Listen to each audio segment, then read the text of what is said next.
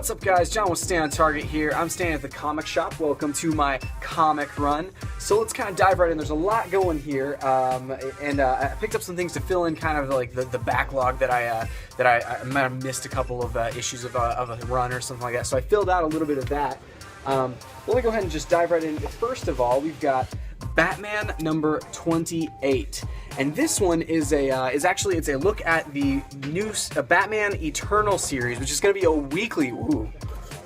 weekly series, in which different writers and artists are going to be taking a look at Batman from different things. But then Scott Snyder is also going to be kind of directing that and involved in that storyline somehow. They've given him kind of the reins to the Bat universe, and so I feel like he's introduced this new weekly comic, and it's going to be kind of like he's working with them to make sure that everything kind of flows and stuff. So that should be really interesting, and it's going to be interesting to see it in Batman 28 and get the glimpse into Batman Eternal. The next one, Forever Evil number 28. We've got the Metal Men on the cover of that, which is really nice to see the Metal Men. And I love the fact that Jeff Johns takes like characters who are maybe used less and puts them in main key spots into his narratives. So that's a really nice thing about especially for the Forever Evil series that he's been doing there, is just the fact that you get to see other characters that you don't always see in like a DC universe perspective. So it's nice to see them in some good roles. We've got Wonder Woman number 28.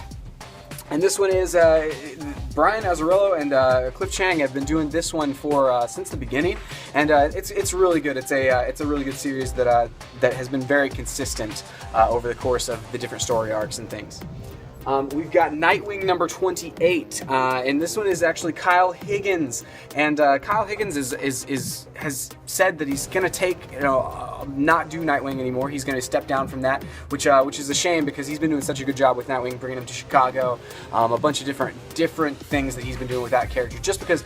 And he said before that Nightwing's one of his favorite characters. Nightwing is his favorite character, and it was a pleasure to write him, but it's just kind of time for him to move on. I think maybe he might be, he's had a couple of different story runs get sidetracked or get, I guess preempted by some of the Bat Universe things that have been going on, and so I think that might be kind of a factor here for him stepping down from Nightwing, but he's still on this one, and so make sure you pick up the last few issues with Kyle Higgins on Nightwing.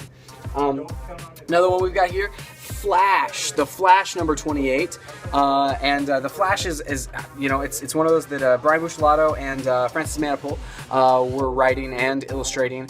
I guess it was, it was back in November their last issue, it was November was their last issue on it. It's been going great so far still. This issue is actually Brian Buccellato and things like that. So they've had one other writer that did an issue here and there, but Brian Buccellato is still on that guy. Love his writing. I'm super excited for Brian Buccellato and Francis Manapul to take over Detective Comics later this year in a couple months here. So another one, I really dug the cover on this guy, Superman here. It's very kind of it's like a mix between Hercules and the Flintstones or something. It's like he's just lifting his thing up there, so it's a very kind of a manly cover on Superman, and it's not the standard, which is really nice to see on that art there. And that's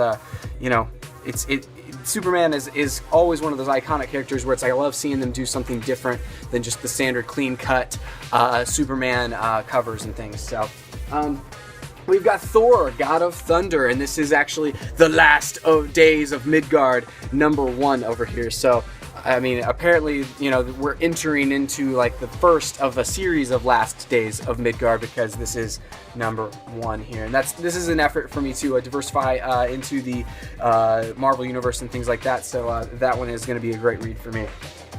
We've got Batgirl number 28, and this is Gail Simone's been doing a really good job with Batgirl. She's just a consistent writer on that consistent character. It's just been consistently going forward, so Batgirl consistency. Alright, so we've got the last two. We're down to the last two that I'm picking up this week, and these two are some of my, like, these are the picks. These are the two that it's like, if you're going to pick up a couple comics, pick up these. The Wake number 6 of 10. And the Wake, it basically hit that halfway point, and Scott Snyder and Murphy have been doing an incredibly good job on that. And so this is actually entering into kind of the more futuristic side. We actually got the backstory here in the first half of this thing, essentially, and then this is actually jumping forward, I think, like thousands of years into the future. And so it's going to be interesting to see what the world looks like with this book. Then the last book that I'm picking up this week that you should be picking up too is Tomb Raider, and this is the very first Tomb Raider comic coming out from Dark Horse, and this one's by Gail Simone and Nicholas Daniel Selma is the artist on that, and it's gonna be really fun. It supposedly picks up right after the game, the last Tomb Raider game from Crystal Dynamics and Square Enix, and so it'll be great to see this as kind of a play on like where the game was very isolated and was very kind of a storyline that took place all in one location, all on that island, and this is going to be kind of a world-trotting type of comic. It's going to have some elements, jumping around from place to place. It's going to be kind of more traditional Tomb Raider-esque storyline-wise. So it's going to be interesting to see taking that character from that island and taking that origin story and putting it to work in other ways. And I'm really interested to see how Gail works this one out. I will actually read this one and give you guys a quick look into it, kind of a review. Alright guys, so here comes my review of Tomb Raider #1 by Gail Simone and Nicholas Daniel Selma. So we pick up on this book after everybody has left the island, all the survivors from the video game have left the island, that sort of thing, and we spend the first few pages of this thing kind of setting up what happened on the island. Like, it just alludes to it. It doesn't really give away a whole bunch of spoilers, that sort of thing, so if you haven't finished the game, you'll find out who survives and that sort of thing.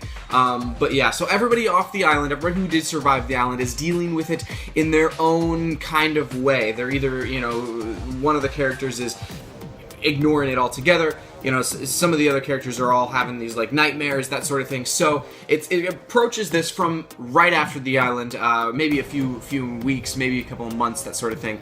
Basically, whenever I read the thing, I had to like run out the door real quick and meet up with some people for dinner, and so like I read through about half of the book, and then had to come back and pick it up, and it kind of showed me how good the story was and how true to everything it was, because as I was out, kind of hanging out, that sort of thing, doing dinner, I was thinking about, oh man, that book, it just kept coming to my mind, where the intro, the setup, that sort of thing. I wanted to find out what happened, and the same whenever I finish the book. It's it's an ongoing, and so I definitely want to pick up the next one. I want to pick up all of them from here on out, just because it's such a good story. Gail brings in her own kind of storytelling stuff to this universe, which is great. In the first few pages of the book, and it's kind of she brings in kind of this like horrifying kind of terror aspect to the very beginning of the book, which is great. Anyway, make sure you guys pick up Tomb Raider #1, Survivor's Guilt, and support that book. Make sure you go into your comic shop, ask them for it. If it's sold out, make sure you guys pick it up whenever they get another shipment of them in. Anyway, that's all for now. I'll see you next time on John's Comic Run.